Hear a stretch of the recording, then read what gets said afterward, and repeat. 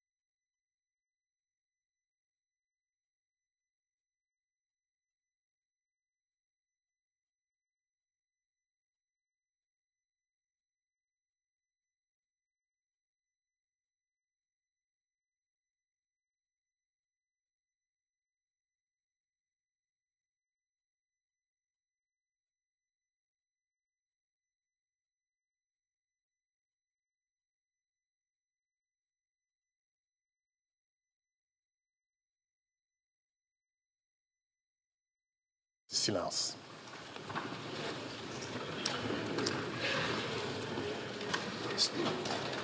Questions orales. Oral questions. The Honourable Leader of the Opposition.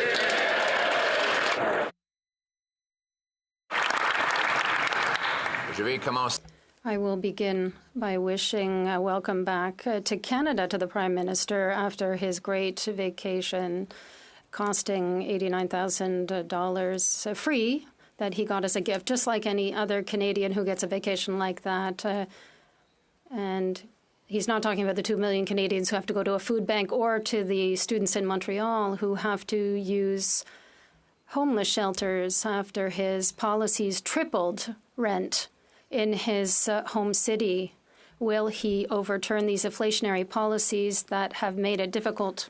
The Right Honourable Prime Minister. Mr. Speaker, 7 years ago, 6 Muslim Canadians were killed and 19 others seriously wounded during a terrorist attack at the Quebec City Mosque in Sainte-Foy because of their religious beliefs. We mourn the loss of these people who were murdered in cold blood, and we stand with those who have suffered from Islamophobia and hate.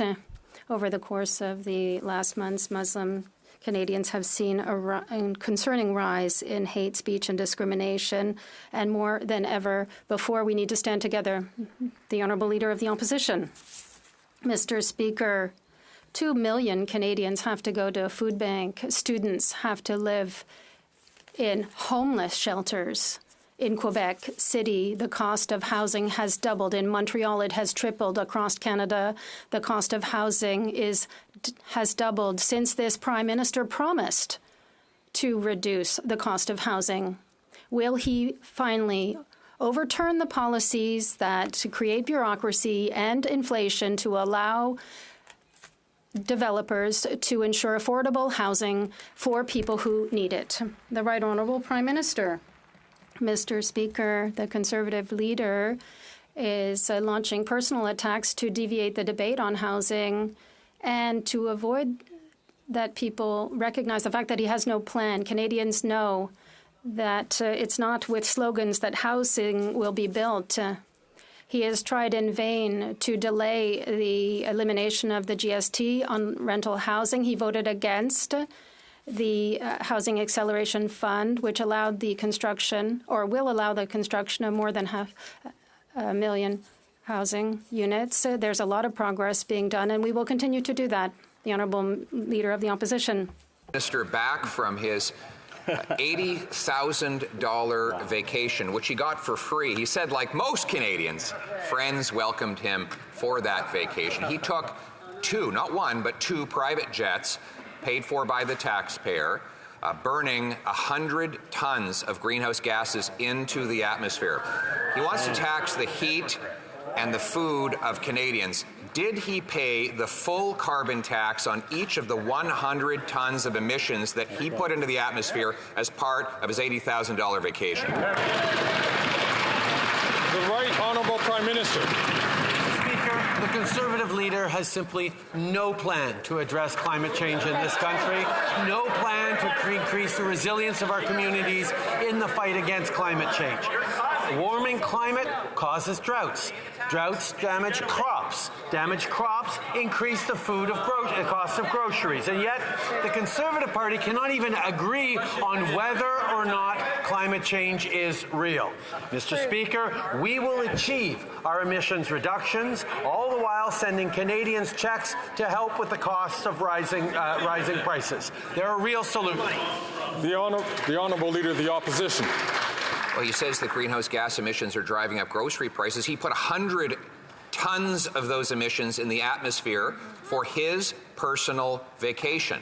This is high tax, high flying, high carbon hypocrisy. Yep. Meanwhile, Canadians in Edmonton were facing minus 50-degree temperatures on which they were paying carbon taxes just to heat their homes and stay alive. Given that he gives himself a free vacation at other people's expense, will he at least allow Canadians to heat their homes without his tax? The Right Honourable Prime Minister. The Conservative leader likes to talk about the challenges Canadians are facing on the cost of living, but he refuses to take action in support of them. He chose to delay the passage of Bill C-59, which is also hurting his own caucus. That's right. Does the member for Battleford's Lloydminster now suddenly oppose maternity leave for adoptive parents? Surely the member for Cumberland Colchester won't back down on his advocacy to remove the GST on therapy and counseling services. While the Conservative leader is muzzling his own caucus and putting himself first, we'll keep putting Canadians. The Honourable Leader of the Opposition.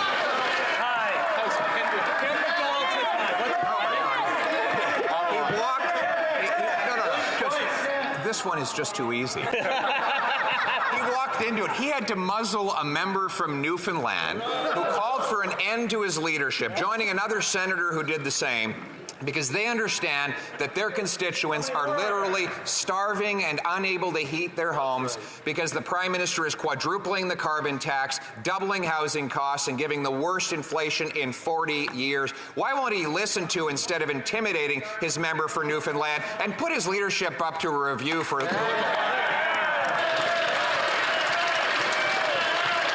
Right Honourable Prime Minister. Speaker, over the course of the fall, we've announced projects on housing that are going to create 500,000 new homes across this country over the year. We're working hand in hand with community leaders, with mayors. We're making sure that we're moving forward on the priorities that are facing Canadians.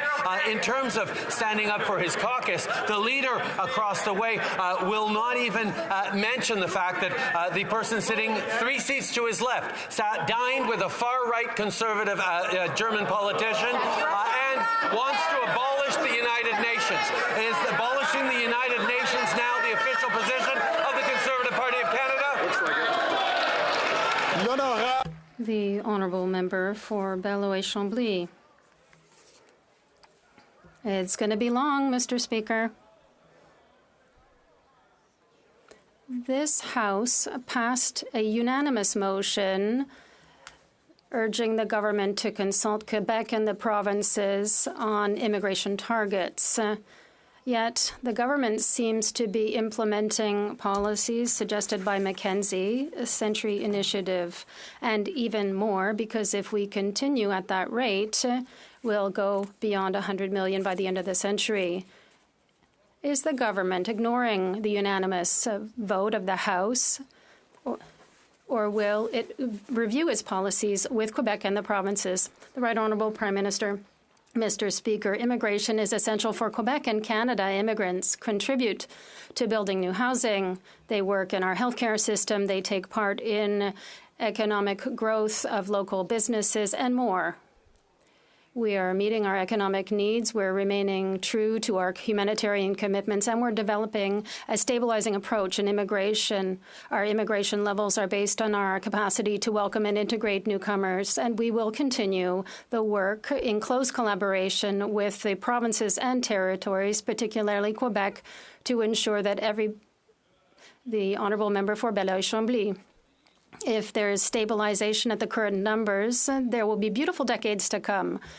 I think we're hearing the end of the last session, and we're starting a new session. And let's have a new state of mind.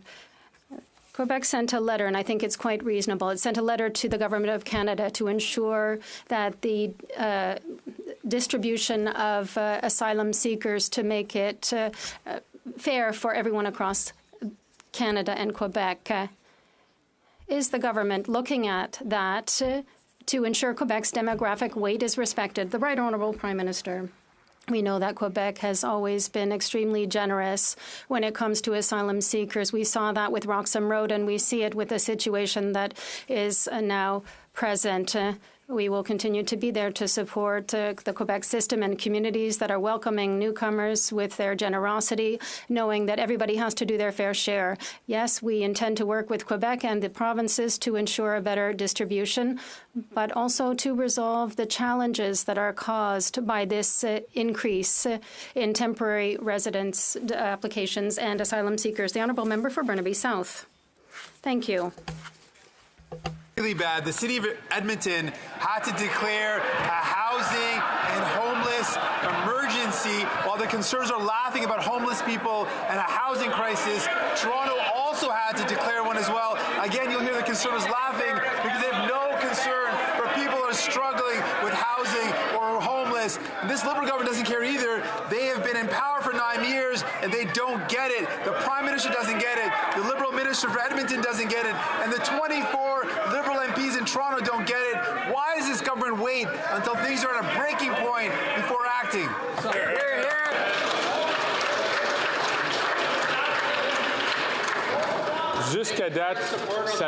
To date, things were going quite well, but I would ask the members, the member for Edmonton West, the member for St. Margaret South Shore, please.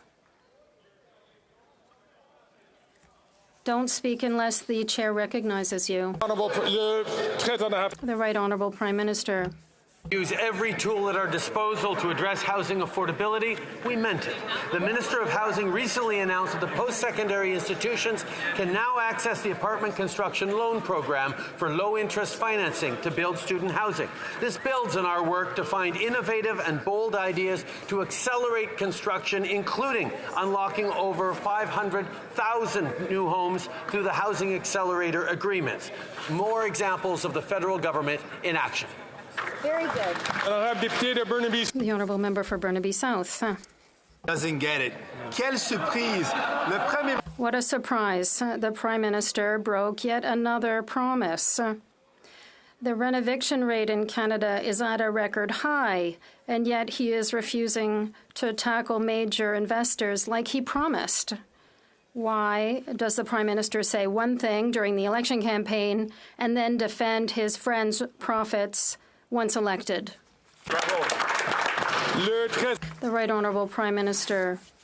Mr. Speaker, we are taking action on a number of fronts. So we're promoting the construction of housing and co-ops by eliminating the GST on construction. We're ensuring that more houses are built faster, working closely and directly with the municipalities. We're helping Canadians save to build a home with the tax-free savings account for the purchase of a first home. There's more work to be done. I invite all governments across the country to be bold with us to improve the cost of housing and the construction of affordable housing. From Regina Capel. The Prime Minister must still have sand in his ears from his Jamaican vacation.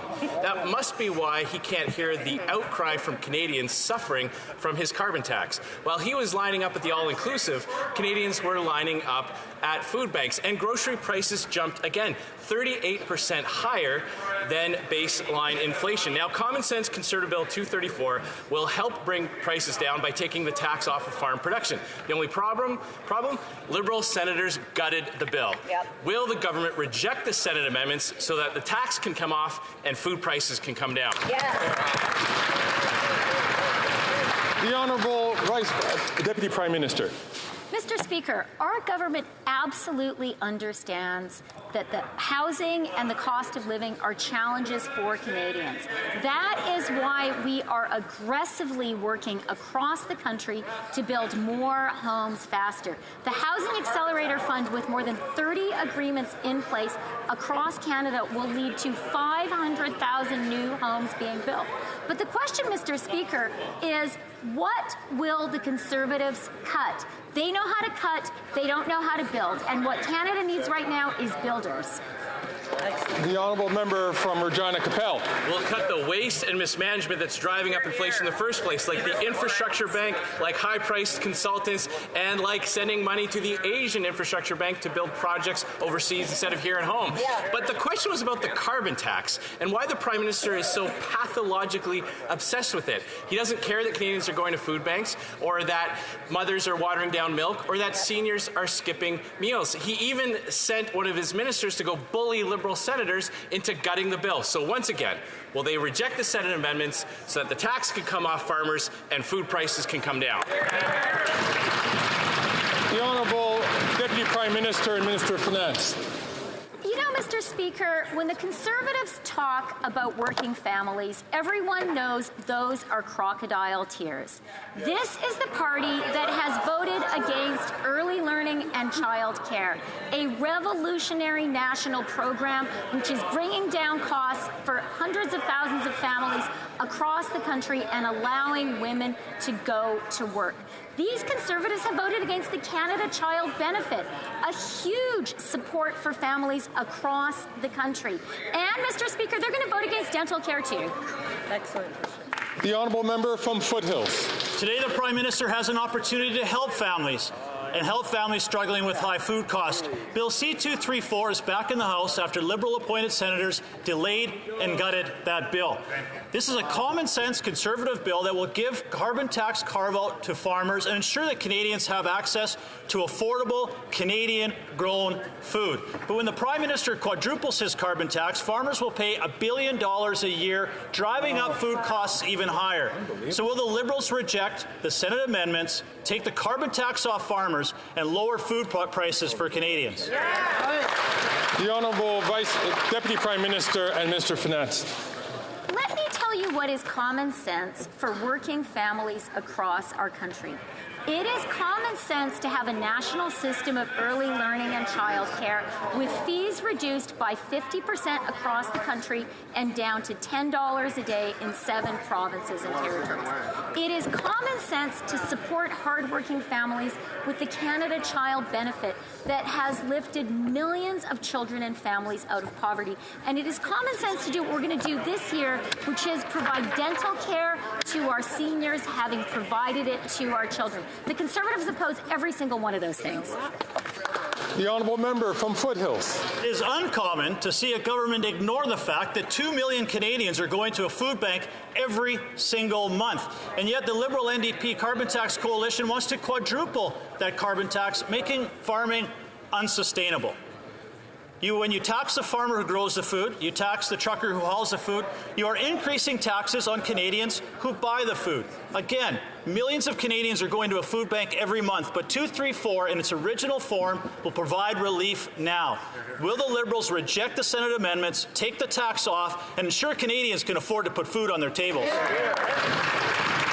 The Honourable Minister for Agriculture and Agri-Food. Thank you, Mr. Speaker. I thank my honourable colleague for his question. But being a farmer, I fully understand how important environmental plan is for the government. I'm sorry, but his party does not have an environmental plan. We as a government do have an environmental plan. And with that environmental plan, for example, Mr. Speaker, we're able to invest $1.5 billion into farmers and ranchers across this country to make sure they stay on the cutting edge. We have and will continue to make sure farmers and ranchers stay on the cutting edge. Thank you. The honourable member from Lethbridge. Never before have we seen ignorance used as a political strategy the way this Liberal government uses it. It's shameful. At the end of the day, Canadians are struggling day in and day out to be able to heat their homes, to be able to put food on their tables, and to be able to care for their families. And the carbon tax only increases that cost more. And what do you know? On April 1st, the carbon tax is scheduled to go up yet again. This government is going to hike it again on April 1st. So would this government choose to put its feet into reality and to acknowledge the struggle that everyday Canadians face and show a little bit of compassion, scrap the tax, stop the increase? The Honourable Deputy Prime Minister and Minister of Finance. Mr. Speaker, earlier today the Conservatives were talking about hypocrisy, and that is a subject they know a lot about. They are particularly hypocritical when it comes to talking about supporting working families and the most vulnerable. Since we formed government, 2.3 million Canadians have been lifted out of poverty. The poverty rate in Canada has been cut in half. And you know what they want to do next? They want to take carbon price rebate checks out of the bank accounts of Canadian families. That's $1,000 in Ontario, more than $1,000 in Alberta, Saskatchewan. That will hurt Canadians. The honourable member from Lethbridge. There's this government's false perception of reality, and then there's the reality that everyday Canadians are experiencing. I would invite the honourable member to consider what the reality actually is. If she could only come down from her high horse and enter into the everyday life of Canadians, she might understand. Not everyone lives in downtown Toronto and has access to the luxuries that she does. Canadians are struggling. They are struggling to put food on their tables. They are struggling to pay their heating bills. They are struggling to be able to care for their families. Record numbers of Canadians are using food banks, and it has a lot to do with the carbon tax, which is scheduled to increase on April 1st. Will this government axe the tax? The Honourable Deputy Prime Minister and Minister of Finance. It's certainly the case that the vast majority of Canadians do not have access to the luxuries that the Leader of the Opposition enjoys. Government-provided housing, a chef, people caring for his home. So let's be fair, people who live in glass houses should be more careful about throwing stones. When it comes to the price on pollution, that returns more money to 8 out of every 10 Canadians. Families in Alberta will be getting more than $1,000 back. That helps them. Hear, hear. The honourable member for Lac-Saint-Jean. New Year, same problems at the federal level. Quebec is completely overwhelmed by taking in asylum seekers. It has taken in more than 65,000 people in 2023. That's 45% of the total for Canada, but we only represent 22% of the population. That's far more than our fair share. Quebec is now at a breaking point, and it's not us saying it. It's the Premier of Quebec in a letter from 17th of January addressed to the Prime Minister of Canada. When will the federal government redistribute the asylum seekers with the provinces? The Honourable Minister of Immigration, Citizenship and Refugees. Thank you, Mr. Speaker. First of all, I want to wish my Bloc colleague, welcome him back to the House. I think that we're not going to do it. We're going to do the work on the backs of the immigrants. We're prepared to make an additional effort. Quebec has done more than its fair share, clearly, but we're here to work together. The honourable member for Lac-Saint-Jean, I would invite all the political parties to be careful when we talk about the immigration issue, and I would say that you would have thought that the federal government or the Liberals would have learned their lesson, that not only are the problems being failed to be addressed, but they're not resolved, they're getting worse. When the House recessed in December, the federal government owed $460 million to Quebec for taking in asylum seekers, and it even said it wasn't automatic. It wasn't a bank machine. Now the bill is $470 million. When will the government pay back Quebecers? The Honourable Minister of Immigration, Refugees and Citizenship. First of all, Mr. Speaker, there's good news to come this week. It's clear that it's a two-way relationship. We continue to work with Quebec to deal with the asylum seekers. It's not close to being over, but it takes both levels of government. The honourable member for Lac-Saint-Jean. Quebec is also demanding that the federal government restore visas for Mexicans. Since the Liberals suspended the visa requirement, the number of asylum seekers by Mexicans went from 110 in 2015 to 24,000 last year, but the majority of these applications are being refused. That means that the majority of these individuals are not refugees. Worse still, we know that these people can be subject to trafficking by Mexican crime syndicates along the Canadian border. They're being exploited, Mr. Speaker. Will the minister restore visas for Mexicans? The Honourable Minister of Immigration, Refugees and Citizenship. Mr. Speaker, we are dealing with historic levels, not just from Mexico, but it's clear, as I said publicly, that it's important to take a stricter view. This is not something that the details are being discussed publicly. So decisions will be made. I would call for patience, but we need to act. From Thornhill. Every time the Prime Minister comes back from another extravagant vacation he didn't pay for, or Cabinet decides to have a meeting in a luxury hotel, more Canadians are without a home that's affordable, and even more are worried about losing it. After 8 years, they've doubled the cost of a home, the price of rent, and a down payment that you need to buy one. Interest payments on a mortgage are going up a staggering 30% this year. 8 years of Liberal NDP government's inflationary spending has made owning a home unattainable. So how can anyone trust the people that created the crisis to fix it? The Honourable Minister for Housing, Infrastructure and Communities. Mr. Speaker, the opposition seems interested in drawing on the anxieties that people are experiencing that are very real when it comes to housing affordability in this country. However, when you actually look at the plan they're putting forward, it's clear they have no idea what they are talking about. Where we are reducing taxes for home builders, they want to put taxes back on. Where we are making investments to promote affordable housing, they plan on making cuts. In fact, they want to do away with the Housing Accelerator Fund, which has now created 30 agreements that's going to see 500,000 homes added over the next decade. We will build the homes, they will make the cuts. Canadians can make their choice. Hear, hear. The Honourable Member from Thornhill. Speaker, those are photo ops the minister is talking about. Home construction was actually down 7% last year.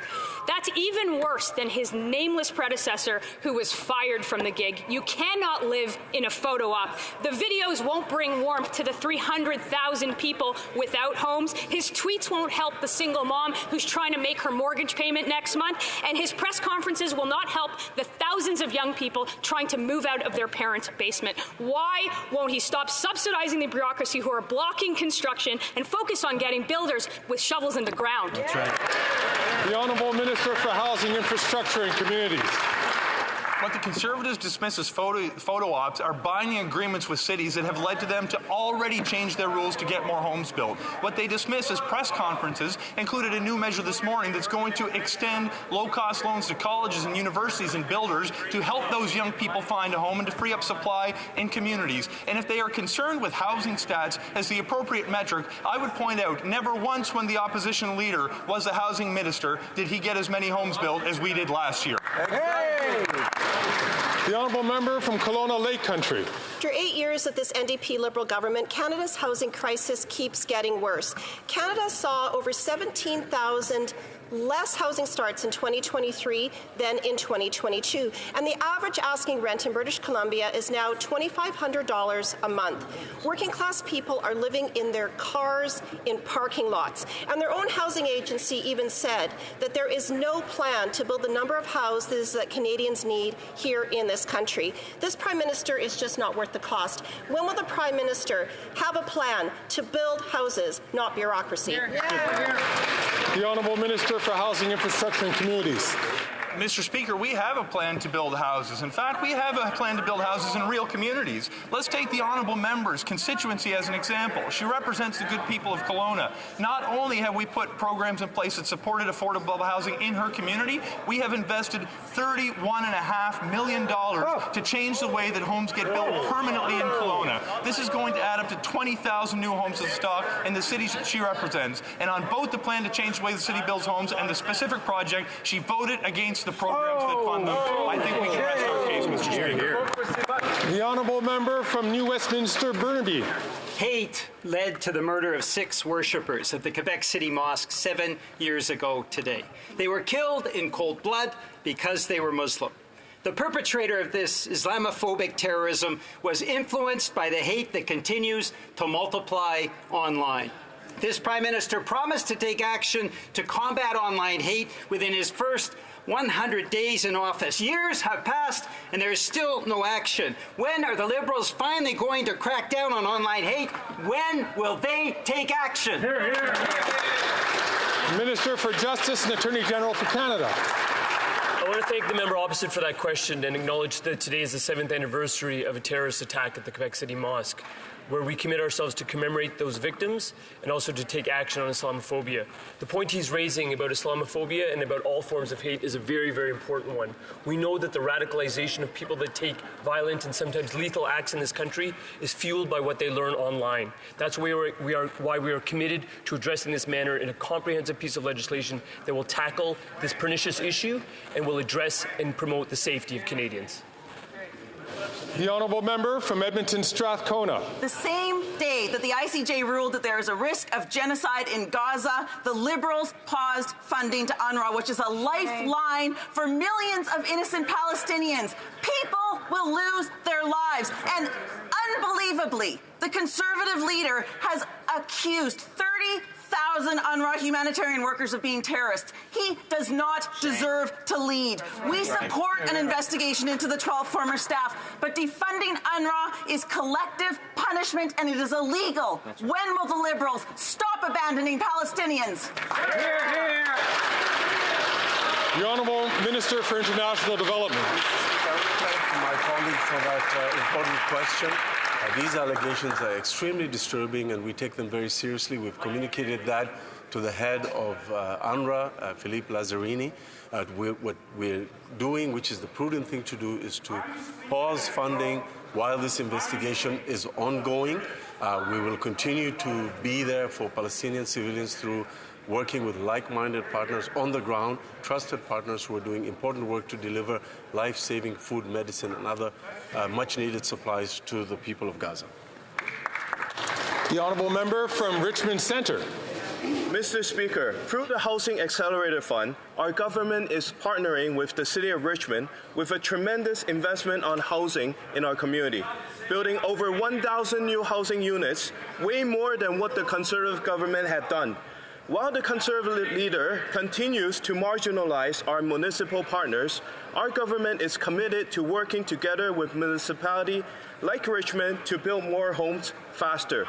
Can the minister share with my community how we are working with our local municipality to build more homes faster in the City of Richmond? Thank you. The Honourable Minister for Housing, Infrastructure and Communities. Mr. Speaker, I want to thank my honourable colleague not just for his work to secure $35.9 million for the City of Richmond, but for the thousands of homes that will be built as a result of the changes that we are incentivizing. We are putting federal money on the table to permanently change the way that cities build homes, to create more density near the services, infrastructure, and post-secondary education institutions that people need to do well in their community. This program is creating thousands, hundreds of thousands of homes across the country, including in Richmond, and I once again want to thank my colleague and congratulate him on his important work. The Honourable Member for Lévis-Lobinière. Mr. Speaker, after 8 years of this government, in the Prime Minister's own writing, rent has gone from $760 a month to $2,249 a month. That's 3 times the costs. This Prime Minister just thinks about himself. He traveled to Jamaica at $9,000 a day on the taxpayer's dime. Can he come back to reality in Canada and take care of Canadians' housing problems, including in his own riding, Papineau, in Montreal? The Honourable Minister of Housing, Infrastructures and Communities. Well, Mr. Speaker, this opposition leader's solution is to state that mayors are incompetent. That is not at all appropriate. We are doing everything we need to build affordable housing in La Belle Province. For example, we signed an agreement with Quebec to build 8,000 new affordable housing units. We will continue to make these important and essential investments to build a great many new homes quickly. The Honourable Member Mr. Speaker, I would have very much liked to be a fly on the wall when I heard the discussion between the Prime Minister and the Mayor of Montreal about housing. The Plante administration blocked the construction of 25,000 new houses and apartments, and the Prime Minister is repaying that incompetence by continuing to send the Mayor blank checks. Clearly, no solution came out of that meeting. So why not link money to municipalities to the number of housing starts? That's just common sense. The Honourable Minister of Transport. Mr. Speaker, everyone knows that in order to succeed in housing, you need to cooperate with buildings and the private sector, with municipalities and the private sector. Just the opposite of what the leader of the opposition is doing. He's insulting the mayor of Montreal, the mayor of Quebec City. He's insulting Quebecers. We don't need him, Mr. Speaker. We know how to build homes, and we don't need him to come along and just insult Quebecers. The Honourable Member for Chicoutimi. Mr. Speaker, after 8 years of this Prime Minister, rent has never been so high. The cost of rent has doubled, and there isn't enough housing in the first place. We have now learned that there are hundreds of new homeless encampments in our regions, such as in the Saguenay region. That's what Canada is like now under this government. People are in the street because they don't have enough money to put a roof over their heads, or because there's just not enough housing. When will the Liberals finally listen to our common sense plan and build housing? The Honourable Minister of Fisheries and Oceans. Well, instead of insulting people, Mr. Speaker, I would like to tell my colleague that several weeks ago, the member for Portneuf, Jacques Cartier, insulted people from the Magdalen Islands, and he still hasn't apologized. I have a simple question. Will this member criticize his colleague's words, or will he simply bury his head in the sand? We are very proud Quebecers in the Magdalen Islands. We're waiting for an apology. My colleague should stand up and apologize. The Honourable Member for Chicoutimi-Le-Fjord. Mr. Speaker, the Prime Minister should support competent mayors who have sped up housing builds in places like Victoriaville, Trois-Rivières, and Saguenay. Montreal, on the other hand, has seen its housing starts decrease by 37% over last year, and in Quebec City, 40%. Once our leader is elected, he will give federal bonuses to towns that speed up housing starts. When will the Liberals finally listen to our common sense plan and finally build more homes? The Honourable Minister of Housing, Infrastructure and Communities. Mr. Speaker, it is absolutely extraordinary to hear this kind of thing on the floor of the House of Commons. It's up to the federal government to sign agreements with the provinces, not municipalities. We are continuing to build housing more quickly and more affordable housing, and I hope that the Conservative Party will support us. The Honourable Member for Terrebonne. Mr. Speaker, the federal government's stubbornness on the emergency loans is pushing our SMEs to bankruptcy. After the January 18th deadline, some SMEs have lost $20,000 in grants, which means that businesses that are already struggling to pay back the $40,000 now have $60,000 in debt. That's a death sentence. The federal government could either let them keep the $20,000 or it could secure the loans. Why not give these businesses an opportunity to pay back the loans? Monsieur le Président, Mr. Speaker, we know that this is still a very difficult time for small businesses. They still have nearly 3 years to pay the money back. We extended the deadline for these loans to ensure that small businesses can concentrate on recovering after the pandemic. We are also helping startups with their taxes, and we are reducing credit card fees by up to a quarter. Thank you. The Honourable Member for Terrebonne. Well, it sounds like the Liberals are saying that there's nothing to look at here, that everything is fine. If that were really true, entrepreneurs wouldn't have had to remortgage their houses or take up personal loans to pay back the federal government. And thousands of others are struggling to pay back the $40,000. So adding $20,000 more will be the end for them. The federal government will lose all that money unless it wants to start thousands of collections processes. We need to save these businesses so they can pay back the money. We need to give them a direct line of communication. We need to give them flexibility. And we need to let them have the $20,000. When will the government finally understand? L'honorable ministre. The Honourable Minister. I'd like to inform my colleagues in the Bloc Québécois who seem very concerned that 80% of businesses have already paid back the entirety of their loans. I would also like to remind us that during COVID, the federal government invested to help businesses with rent, with wage subsidies. We also have many programs with Economic Development Canada and other federal institutions to help our small businesses.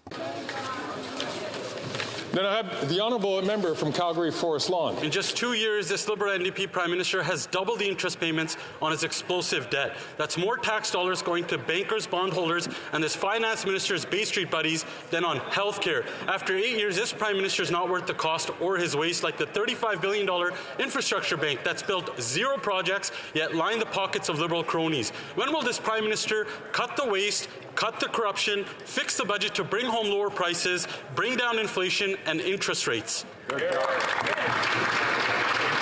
Honourable Deputy Prime Minister and Minister of Finance. Mr. Speaker, we've already heard Conservative hypocrisy. Now we are hearing Conservative alarmism. So let's set the facts straight. The reality is Canada's public finances are sustainable, and that's not me talking. That is the credit ratings agencies, which have awarded Canada a AAA rating. It doesn't get better than that. But the real question Canadians need to ask themselves is, what would the Conservatives cut in their reckless and ideological pursuit of austerity? We've heard about them from healthcare. That's the first place they would go to make cuts. The honourable member from Calgary Forest Lawn. Well, first we're going to cut the amount of Liberal seats in this House and replace them with a common-sense Conservative government. And let me give this fast and furious Finance Minister some free, non-consultant advice. Why don't they cut woke policies like and axe the carbon tax to bring down the cost of gas, groceries and home heating and pass Bill C-234 for our farmers? Why don't they cut the $20 billion this Prime Minister gives to Liberal consultants to cover up the incompetency by his own cabinet? After 8 years, we all know this Prime Minister is not worth the cost. When will the Liberals fix the budget to bring down inflation and interest rates already? The Honourable Deputy Prime Minister and Minister of Finance. I'll tell you one thing we know they would cut for sure, because that's what their votes during the marathon voting session showed. They would cut, shamefully, our support for Ukraine. They would not send weapons to Ukraine. The member opposite is an MP for Alberta, and I would like to ask him what his heckling colleagues have just shouted. Why do they support Putin? Have they no shame? Have they no shame? L'honorable député de Bellechasse, Les Échemins, Lévis. The Honourable Member for Bellechasse, Les Échemins, Lévis.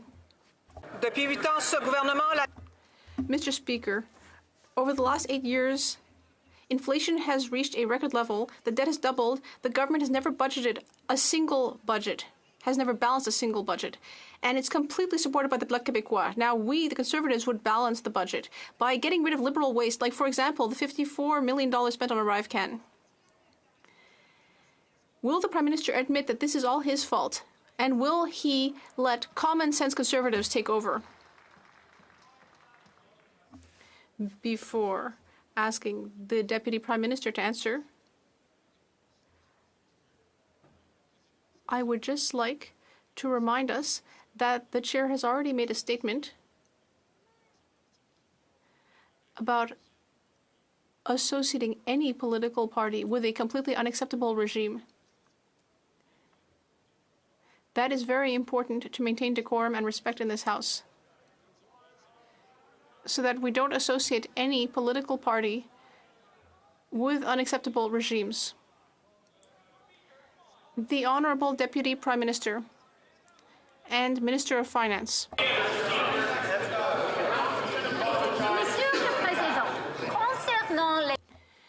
Mr. Speaker, when it comes to public finances, it's very important to be clear and tell Canadians the truth.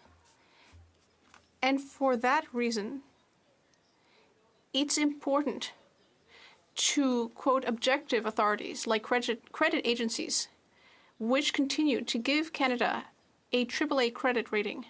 My question for the Conservatives that all Canadians and Quebecers should ask: what will the Conservatives cut because of their austerity ideology? The Honourable Member for Châteauguay-Lacolle. Mr. Speaker, Canadians are working hard to buy a house, but we know that the Leader of the Opposition believes that slogans and attacks on municipal leaders will lead to more housing starts. Now, on this side of the House, we know that the federal government is responsible for leading the effort to make housing more affordable.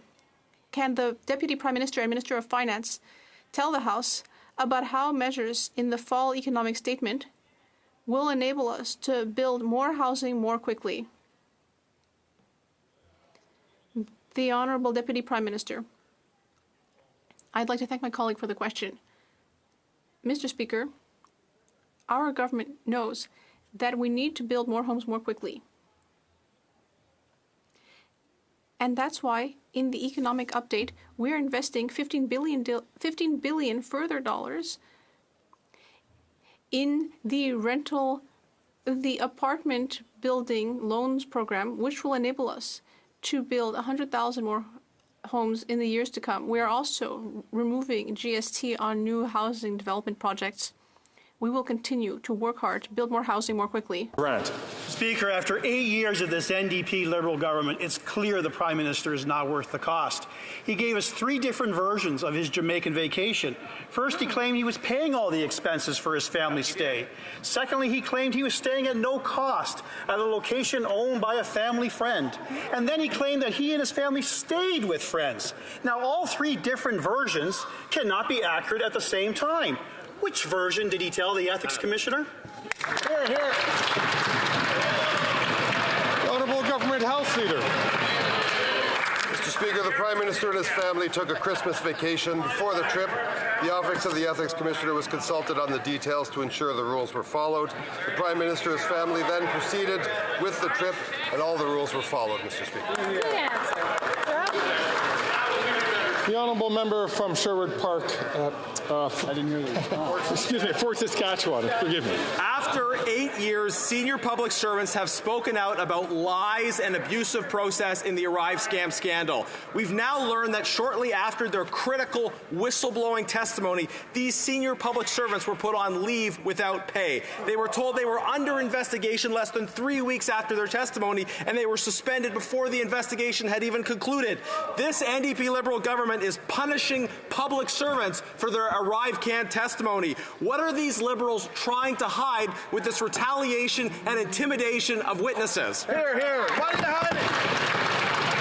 The Honourable Minister for Public Security. Mr. Speaker, on the contrary, senior officials of the Canadian Border Services Agency that are responsible for ensuring that all the appropriate contracting practices are followed have appeared before the committee, and my conversation in early January with the president of CBSA was to the effect that we should share with the committee looking into this information obtained by the internal audit. Mr. Speaker, CBSA is doing its important work to ensure that everyone is responsible for following the rules. They've called in the police where necessary, they've done internal audits, and will continue to do all of this to ensure taxpayers' value. The Honourable Member from Edmonton, Mill Woods.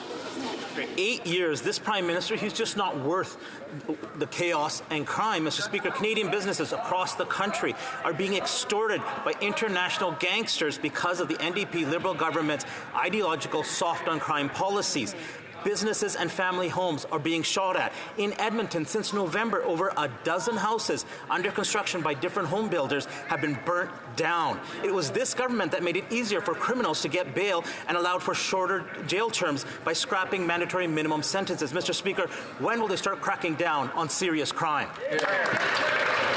The Honourable Minister for Justice and Attorney General for Canada. Speaker, I appreciate the question from the member opposite. And with respect to bail, what I would underscore is actually the unanimity with which this House spoke on amending the bail provisions so that we could keep communities safe. That was a sign of success in terms of what parliamentarians, when we cooperate on community safety, can achieve. What we continue to do is to keep crime and addressing crime as the topmost priority of our government. That means keeping communities safe. That means protecting victims. We will continue to do that with respect to various issues that are facing Canadians, including auto theft with the summit, which is coming up in a few short days. The honourable member from Vaughan Woodbridge. Speaker, this week marks Red Tape Awareness Week. I would like to thank all the small businesses in my riding that have continued to show entrepreneurship and work hard to foster economic development here in Canada. We know that many of these businesses face administrative challenges in day-to-day operations, and our government has been there every step of the way to listen and adapt regulations to better suit their needs. The Conservative Party claims to care for small businesses, but yet calls supports for business inflationary. Mr. Speaker, can the President of the Treasury Board please tell this House how our government is supporting small businesses to build a stronger economy for all Canadians? Thank you. The Honourable President of the Secretary of the Treasury Board. Mr. Speaker, I thank the honourable member for the question. Small businesses are the backbone of the Canadian economy, and we stood with small businesses during and after the pandemic, including in terms of reducing credit card transaction fees, establishing a program for small businesses in federal procurement, and assisting the tourism sector.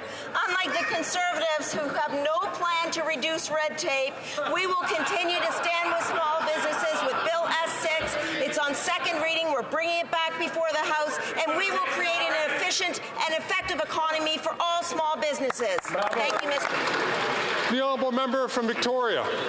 Mr. Speaker, Canadians are worried about the climate, and they expect their government to take action. People are struggling to pay for their bills, yet oil and gas CEOs are polluting our planet while raking in record profits and bonuses. In some cases, they've upped their own salaries by 75%. For far too long, this Liberal government has been stacking the deck in favor of billionaires at the expense of Canadian workers and the environment. Will the Liberals rein in these obscene bonuses by making oil and gas CEOs pay what they owe? Hear, hear.